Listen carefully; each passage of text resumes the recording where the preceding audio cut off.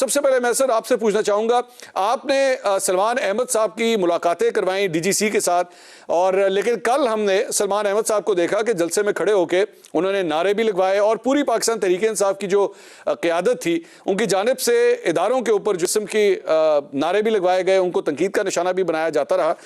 ये जो कुछ भी हो रहा है, क्या ये पाकिस्तान तहरीक इंसाफ एक पॉलिसी के तहत कर रही है आपकी नजर में? देखिए मंसूर, अभी जो सिचुएशन बन रही है वो अलार्मिंग है। पॉलिसी है या नहीं है, लेकिन अभी यही समझ आ रहा है कि सारी चीज एक प्लान के साथ चल रही है। क्यों चल रही है इसका जानना बहुत जरूरी है। पाकिस्तान के स्टेज पे है, हमारी जो इकोनॉमी के स्टेज पे है। मैं आज भी हैरान हो रहा था कि पूरी दुनिया का सबसे बड़ा इवेंट जो है वो कतर में चल रहा है और सारी दुनिया फोकस्ड है उस पे, और उस दुनिया के सबसे बड़े इवेंट की जो सिक्योरिटी है और उसकी जो मुआवनत है उस सिलसिले में वो आपके पाकिस्तान की फौज कर रही है, यानी पाकिस्तान उनकी मुआवनत कर रहा है और उसको ट्रस्ट किया गया है कि ये सबसे बेहतरीन लोग हैं। पूरे पाकिस्तान को एक एजाज मिला हुआ है। इस जगह के ऊपर यकीन जानिए वाकई एक तकलीफ दे अमर है कि हम क्यों एक मुकम्मल बयानिए के साथ, प्लानिंग के साथ अपने मुल्क के उस इदारे को कि जिसकी बुनियाद पर हमारा ये मुल्क इस वक्त स्टेबल खड़ा हुआ है, और हमें थर्ड वर्ल्ड कंट्री स्कैंडिनेविया होते फिर भी हम कोई इस तनकीद को लेके चलते, और जब नए चीफ की तैनाती भी हो गई और वो इन सीट भी आ रहे हैं, उसके बावजूद इस प्रेशर को मेंटेन रखना इसकी समझ नहीं आ रही, और इसको समझना बहुत जरूरी है। यानी चीज के समझ ना आना, उसको हमारे लिए समझना बहुत जरूरी है। आपकी इस कॉल से पहले मेरे एक बच्चे ने मियावाली से मुझे कॉल की और मुझे वो कहता है, बेटा कि चाचा मुझे ये बताएं कि जनरल बाजवा की रिटायरमेंट कितने साल की रिटायरमेंट थी। मैंने कहा, फिर उसकी कॉल आई, तीसरी कॉल पे उसे कहा कि उनकी कितनी सर्विस थी। मैंने कहा तुम किधर हो? उसने कहा मैं गांव बैठा हूं। मैंने कहा तू अपनी पढ़ाई पे तवज्जो दे सकता है, तुम अपने काम पे तवज्जो दे सकते हो, तुम्हारा ताल्लुक क्या है इस चीज को जानने में कि कितनी चीज थी और कहां थी? इशू ये है कि गांव के अंदर बैठा हुआ बच्चा जिसने आगे जिंदगी गुजारनी है, हमने और उसने जिंदगी में देखा हुआ कितना है, बहुत कम उसको पता है जिंदगी के मामलात का। आप बैठे हैं या बाकी लोग हैं, उनको इल्म है कि दुनिया कहां पर है। एक बच्चा जो तरीखैल, कहीं कोहाट में, कहीं हंगू में, आरिफ वाला में, बूरे वाला में 22 साल का बच्चा जो है, उसकी सोच को हम ले किधर गए हैं। मेरे लिए इस वक्त ये सोच, और इस पे सारों को नहीं, लेकिन मेजर साहब मेरा सवाल यहाँ पे ये है कि आप जब वहां पे तहरीक इंसाफ में मौजूद थे, ये सारा आप माहौल देख रहे थे, तो क्या ये इंस्ट्रक्शंस के तहत ये सब कुछ हो रहा था या एक इंडिविजुअल इवेंट था जो मिसाल के तौर पे सलमान अहमद साहब की जानिब से जो कुछ भी किया गया, ये इंडिविजुअल इवेंट था या एक्चुअली एक सोचे समझे प्लान का हिस्सा है? मंसूर, मैं अभी जो बात करूंगा ना, मैं जहां पे था मैं आ गया, आजाद हो गया हूं। अभी मैं एक इंडिपेंडेंट आदमी हूं। मैं सादी सी चीज करता हूं कि कल का जलसे से लेके पिछले वाले तमाम जो इवेंट हैं, कौन कहेगा कि ये सोचा समझा या एक पैटर्न के लिहाज से काम नहीं चल रहा? कौन डिनाई कर सकता है इसको? किसी भी सेन आदमी को, किसी भी आदमी को जिसको 2+2 4 का पता हो और जिसको मवाजीन उठाने का पता हो और जिसको तराजू का पता हो, डेफिनेटली वो कहेगा कि 1 पॉइंट एजेंडा। और मेरा इशू क्या था, मैंने यहीं से तो स्टार्ट लिया था कि हम डायरेक्शन ही गलत पकड़ गए हैं। हम एक पॉलिटिकल पार्टी हैं, हमें अपने वोट बैंक की बुनियाद पर आगे जाना चाहिए। हमारी कंप्लीट जो ट्रैक है वो गलत तरफ चला गया है, वो और तरफ चला गया है। हमारा इसमें कोई शक है कि एक पूरे प्लान तरीके के साथ एक काम चल रहा है इस फौज के खिलाफ? इसमें कौन शक कर सकता है? हम क्यों नहीं स्ट्रेट फॉरवर्ड? मुझे इजाजत दीजिएगा अतर काज़मी साहब, ये सारी गुफ्तगू जो आपने सुनी है, एक लाइन जो ली जा रही है ख़ास तौर पे डायरेक्टली जनरल बाजवा के खिलाफ नारेबाजी करवाई गई और आज़म सवाती साहब ने ट्विटर के ऊपर जो ट्वीट्स की उसमें गालम गलोच का इस्तेमाल किया गया। क्या पाकिस्तान तहरीक इंसाफ की एक सोची समझी पॉलिसी के तहत ये सब कुछ हो रहा है? देखिए, पहली बात तो ये है कि ऑब्वियसली अगर इस तरह की कोई भी कोशिश हो रही है तो ऐसा नहीं होना चाहिए, लेकिन आज ही यहाँ पे एक हुकूमती इत्तेहादी ने एक ट्वीट की, उसके अंदर उसने डायरेक्ट इदारों को कहा, यहां तक कह दिया कि न्यूट्रल हवलदार की वजह से मुझे एयरपोर्ट पे रोक लिया गया। ये हुकूमती इत्तेहादी हैं, हुकूमती शख्सियत है मोहसिन दावड़ साहब। अब वो अगर वो किसको टारगेट कर रहे हैं? कुछ दिन पहले हमने ये देखा मंसूर साहब के एक तकरीब के अंदर अली वजीर साहब की रिहाई के हवाले से जब नारे लगे तो आपके वजीर खारजा ने कहा कि मेरे सामने क्या एहतजाज कर रहे हो, उनको जाके बताओ जो उसको छोड़ सकते हैं। उधर वजीर कानून भी उस वक्त के मौजूद थे। तो वो हमें नजर नहीं आया कि कौन किसको टारगेट कर रहा है। तो वो तो ये तो हुकूमत का बयानिया है ना, जो हुकूमत ये बयानिया कर देती है कि जनाब हमारे हाथ में तो कुछ है ही नहीं है। मोहसिन दावड़ साहब जो हुकूमती इत्तेहादी हैं वो कहते हैं मुझे न्यूट्रल्स ने रोक लिया एयरपोर्ट पे, बिलावल साहब कहते हैं कि जनाब जाके आप वहां पे एहतजाज करें। तो फिर ऑपोजिशन से आप क्या कह सकते हैं? उनसे आप क्या गिला शिकवा करें? बस दूसरी बात यह है कि यहां पे देखें, पहले कहा जाता था कि जी एंटी एस्टेब्लिशमेंट है बहुत सारे लोग। अब हमें पता चला कि एंटी एस्टेब्लिशमेंट तो यहां पे बहुत कम लोग थे। यहां पे pro Noon, pro PTI, pro Peoples Party लोग हैं।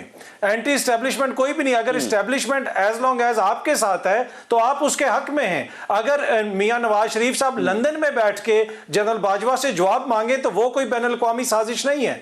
उसके लिए तो हम कहते हैं कि जनाब उनकी तकरीरों की भी इजाजत होनी चाहिए। हम हाई कोर्ट में भी चले जाते हैं। लेकिन अभी साहब एक सवाल पैदा होता है यहाँ पे कि सवाल पूछना किसी भी, चाहे वो जज हो, जर्नैल हो, सहाफ़ी हो, पॉलिटिशियन हो, उससे सवाल पूछना, उसमें तो कोई प्रॉब्लम नहीं है, सवाल पूछा जा सकता है, ये तो किसी भी सियासतदान का हक है। लेकिन एक्चुअली उसे गालियां देना, मतलब मैंने एक्चुअली जो आपसे सवाल किया था वो स्पेसिफिक पीटीआई की पॉलिसी से के हवाले से किया था। आपने ठीक है उसकी हुकूमती एग्जांपल्स भी दी, आपका राइट है। लेकिन क्या गालियां देना सोशल मीडिया के इस्तेमाल के ऊपर और उसके बाद एक्सेप्ट करना, आजम स्वाति साहब के बारे में ये भी आया कि उन्होंने एक्सेप्ट किया, हाँ जी मैंने ही ट्वीट किया है, ये सब ठीक है? गालियां देना बिल्कुल जायज़ है इसी तरह? जी जी, कतन जायज नहीं है जी, किसी को गाली देना जायज नहीं। आपको गिला शिकवा है, अगर आजम स्वाति साहब को गिला शिकवा है तो यहां पे अदालतें मौजूद हैं, अदालतों में वो जा सकते हैं। लेकिन उसके साथ साथ किसी के कपड़े उतारना भी जायज नहीं है। अगर 13 जमातों की जमहूरियत है और वो सेनेटर्स को रातों को 3 बजे घर से उठाती है और उनको बराना करके मुबैना तौर पर तशद्दुद किया जाता है, तो क्या वो जायज है? वो बड़ा इशू है इस वक्त। क्या एक जमहूरी मुल्क में एक सेनेटर को आधी रात को उठाना, एक हिज़्ब इख्तिलाफ के लीडर को उठाना, उसके ऊपर मुबैना तशद्दुद होना, FIRs आज भी आजम स्वाति के ऊपर पता नहीं किस किस सूबे के अंदर दर्ज हो गई हैं। अब और सहाफियों के खिलाफ देखिए, मसला यह है कि जुबान का, इससे आप किसी को मार नहीं सकते। लेकिन हम जो ये हरकतें कर रहे हैं 13 जमातों की हुकूमत, हम आहिस्ता आहिस्ता जमहूरियत को मार रहे हैं। तो अदम बर्दाश्त नहीं होनी चाहिए। कोई भी अगर गलत जुबान इस्तेमाल करे वो नहीं करनी चाहिए। लेकिन तर्ज अमल जो इस हुकूमत का है वो कतन जमहूरी तर्ज अमल नहीं है। अच्छा, आसमान से हमारा राब्ता मुनक़ता हो गया है। मैं यही सवाल अतर काज़मी साहब आपसे करना चाहूँगा। इमरान खान साहब का ये जो ऐलान किया गया है, ये एक सोची समझी, जाहिर बात है प्लानिंग के तहत ही ये सब कुछ हुआ है, लेकिन क्या ये एप्लीकेबल हो जाएगा? इसको मुमकिन होगा? क्योंकि आमतौर पर आखिरी साल के अंदर जो है वो MPs को फंड्स चाहिए होते हैं, हल्कों के लिए फंड्स चाहिए होते हैं। तो क्या इतनी बड़ी तादाद में MPs मान जाएंगे बात इमरान खान साहब की? देखें, ऑब्वियसली ये तो इमरान खान साहब के लिए मसला हो सकता है, लेकिन हुकूमत के लिए तो ये बड़ी आइडियल सिचुएशन है। बार बार हुकूमत की तरफ से ये मुतालबा किया जाता था कि KP की असेंबली और पंजाब असेंबली तोड़ दें तो आपको इलेक्शन मिल जाएगा। और साथ साथ अब ये भी हुकूमत दावा कर रही है कि खान साहब की मकबूलियत भी दिन ब दिन कम होती जा रही है। तो फिर तो अब वो कह रहे हैं, तो अब तो हुकूमत को चाहिए कि इमरान खान को पीछे ना हटने दे, बल्कि कहे कि हाँ जी आज ही तोड़ो। तो ये, और इससे उनके MPs का दबाव भी पड़ेगा इमरान खान पे। लेकिन हमें नजर इसके बरअक्स आ रहा है। हुकूमत ये कह रही है हम ये कर देंगे, हम वो कर देंगे, हम असेंबलियां नहीं तोड़ने देंगे। पहले तो अब ये कह रहे थे कि जनाब असेंबलियां तोड़ दें। तो लगता ये है कि ऑब्वियसली कुछ ना कुछ तो इमरान खान ने ठीक किया है, तो हुकूमत कह रही है कि इसकी मुखालफत में हम कुछ करेंगे। अगर ये ऐसा एक कदम होता जिससे इमरान खान को नुकसान हो रहा होता तो फिर तो हुकूमत फौरन जंप करती कि ठीक है जी बड़ा अच्छा काम कर रहा है, फौरन करो। तो उसको देख के, और वैसे भी मुझे यही लगता है कि इमरान खान का पॉलिटिकली ये एक अच्छा कदम है, बजाय इसके कि आप इस्लामाबाद में आए, यहाँ पे खुदा ना खास्ता कोई तोड़ फोड़ हो या उस किस्म का एहतजाज हो। एक आईनी तरीका है, एक जमहूरी तरीका है, आप मुस्ताफी हो जाएं और कोशिश करें कि इलेक्शंस की तरफ जाएं।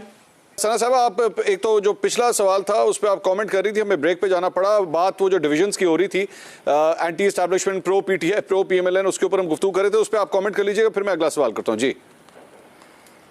बस मैं ये कहना चाहती थी कि एंटी एस्टैब्लिशमेंट हमारे यहाँ, एस्टैब्लिशमेंट कौन है? एस्टैब्लिशमेंट वो है जो पॉलिटिकली मनूवर करती है इस मुल्क की पॉलिटिक्स को, सियासतदानों को, और वो anti establishment does not mean anti army और it doesn't mean anti military. So I am very proudly anti establishment. मैंने सोचा बेहतर कादमी साहब बता दूं कि पहली दफ़ा वो किसी एंटी एस्टैब्लिशमेंट से मिलने हैं। जी जी, अब दूसरा सवाल आप पूछना चाहते हैं? पहली दफा नहीं मिला, आप इतनी बड़ी प्रोफेसर नहीं है कि आप मुझे समझाएं कि एंटी एस्टेब्लिशमेंट क्या होता है। मुझे बड़ा अंदाजा, बड़ी अच्छी तरह पता है कि एंटी एस्टेब्लिशमेंट क्या होता है, और बाकी जो यहाँ पे बैठे हैं उनको भी पता है कि क्या होता है एंटी एस्टेब्लिशमेंट। मुझे मुझे पता है कि आपको पता है, क्योंकि आप 3 महीने पहले एंटी एस्टेब्लिशमेंट आप थे तो वो कैसे थे, और अब आप प्रो एस्टेब्लिशमेंट थे तो कैसे थे, वो हमें भी पता है। प्रोफेसर होने की जरूरत नहीं है, सिर्फ थोड़ी सी अकल होने की जरूरत है, जो मेरे पास है अल्हम्दुलिल्लाह। आगे चले। जी जी, वो आप में बहुत ज्यादा है, उसका अंदाजा है सबको, बहुत ज्यादा है। जहाँ पे आप बैठती हैं साथ ही अकल के पौधे उड़, जी जी, आई नो, जी जी जी जी जी, माशाल्लाह, जी जी जी, बिल्कुल बिल्कुल बिल्कुल। चले हम गुफ्तगू सियासत से तरफ लेके जाते हैं, आपको जातियात पे आने का शौक है। काज़मी साहब, आपने कहा एंटी एस्टैब्लिशमेंट क्या होता है, मैंने आपको बता दिया। आपने पूछा, नहीं आप मुझे किसने बता रही है?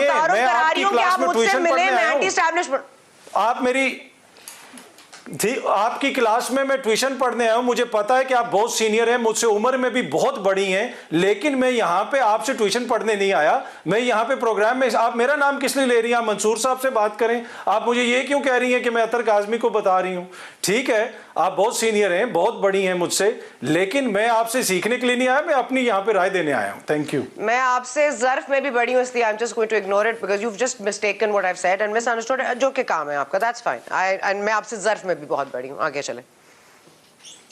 जी जी, बहुत बड़ी। वैसे बहुत मैं आप दोनों अभी आप जो है मंसूर साहब, आप एंजॉय करें अगर आप ये गुफ्तगू, मंसूर साहब आप ये एंजॉय करें गुफ्तगू, because I don't have the time for this. So if you want to ask a question let's move on, otherwise you are enjoying this, let's keep on going. मैं जी वही मैं आप मुझे दोनों बोलने दें तो बड़े आप दोनों काबिल नहीं, आप बोल ही नहीं रहे, कह रहा बिकॉज़ यू था आर एंजॉयिंग इट ना, यू आर एंजॉयिंग इट कि आप देख रहे हैं रेटिंग आ जाएगी शायद अतर काज़मी, सना बुच्चा का, सना बुच्चा साहब, आपको आप खुद भी